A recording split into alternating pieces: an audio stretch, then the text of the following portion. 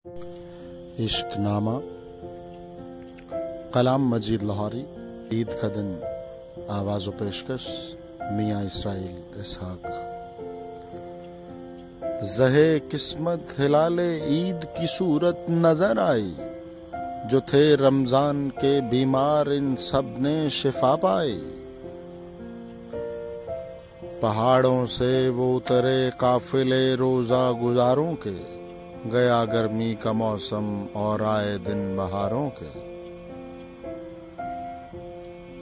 उठा होटल का पर्दा, सामने पर्दा नशी आए, जो छुप कर रहे थे एहतरामे हुक्म दी आए।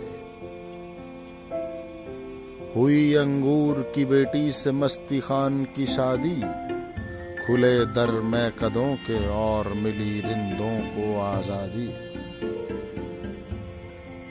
नवीदे कामरानी ला रहे हैं रेस के घोड़े, मुसर्रत के तराने गा रहे हैं रेस के घोड़े। मुबारक हो कि फिर से हो गया डांस और डिनर चालू, खिल्लास सहल नजर होंगे हुआ दर्द जिगर चालू। नमाज़े ईद पढ़ने के लिए सरकार आए हैं, और इनके साथ सारे तालिबे दीदार आए हैं। यही दिन अहले दिल के वास्ते उम्मीद का दिन है, तुम्हारी दीद का दिन है, हमारी ईद का दिन है।